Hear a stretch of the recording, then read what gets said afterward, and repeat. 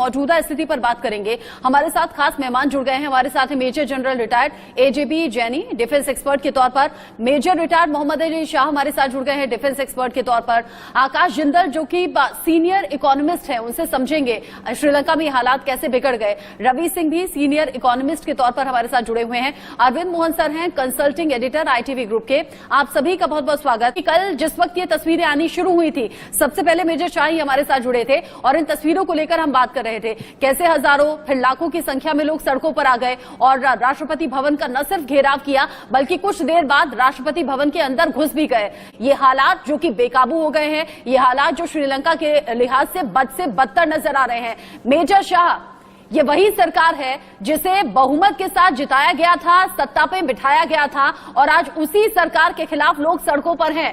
गुस्सा इतना ज्यादा सिर्फ नीतियों का विरोध हो रहा है और चीन के जाल में बुरी तरह से फंसा है श्रीलंका।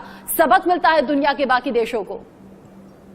बिल्कुल, इसमें कोई शक की बात नहीं है और सबक मिलता है बाकी के देशों को। खास तौर से पाकिस्तान को अभी से एक सबक लेना चाहिए। वो कभी सुधरता नहीं है, लेकिन ऐसे हालात में उनको सीखना ही होगा, क्योंकि अगर चीन से दोस्ती करोगे तो यही हशर होगा अल्टीमेटली।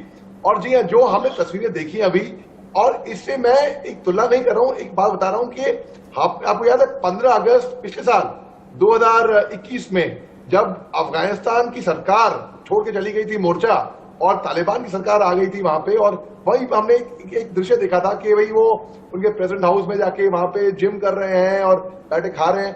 वो लोग तो जाहिल थे, वो लोग तो बिल्कुल आतंकवादी उग्रवादी थे। श्रीलंका के लोग पढ़े लिखे हैं, समझदार हैं, अक्लमंद हैं, कल्चर्ड हैं।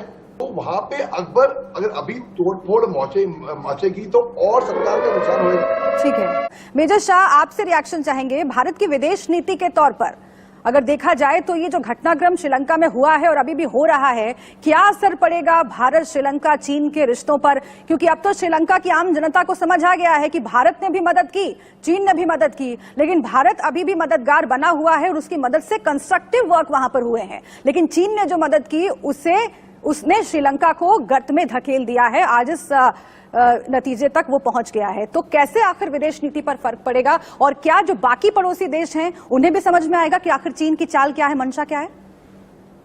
बिल्कुल, इसमें कोई शक की बात नहीं है। बाकी देशों को तो बिल्कुल पकड़ में आएगा ही आएगा, उनको पहचान लेंगे वो लोग कि अगर उनको चौकन्ना हो जाएंगे। और अगर इससे भी सीखे ना तो मैं नहीं मानता, मैं बोलूंगा कि भाई आप तो महान हो, बिल्कुल सच में मैं कुछ भी कर दूंगा, मैं बोलूंगा भाई महान। अगर पाकिस्तान खास तौर से अगर वो नहीं सीखेगा इससे तो मैं अच्छा, इस पे फर्क क्या पड़ेगा? फर्क ये पड़ेगा कि देखिए हमारे पड़ोसी होते हैं घर पे, सोसाइटी में, कॉलोनी में, वहां पे अगर एक पड़ोसी के घर में दिक्कत आए, कहीं ना कहीं पूरी बिल्डिंग में, पूरी सोसाइटी में कहीं ना कहीं आसपास वो माहौल कहीं पे दिक्कत आती ही है। तो इसमें फर्क तो जरूर पड़ेगा कि क्योंकि हमारे पड़ोसी हैं, पहली बात तो।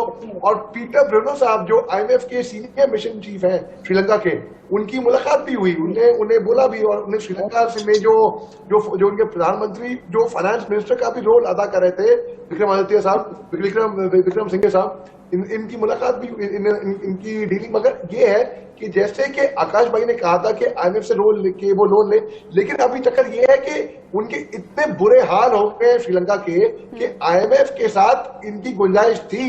अभी मुझे लगता नहीं कि IMF आगे आ पाएगा, कुछ कर पाएगा इनके लिए। और दूसरी बात की भाई, हमारे एक और भाई साहब ने कहा कि सत्ता परिवर्तन एक तरीका है। अरे सत्ता परिवर्तन से अभी इट्स टू लेट। अभी अगर सत्ता परिवर्तन हो भी जाता है, जो बात बिगड़नी थी वो बिगड़ चुकी है। अभी क्या है, अभी अगर कोई इस हालत को संभाल सकता है तो वो है उसकी जनता।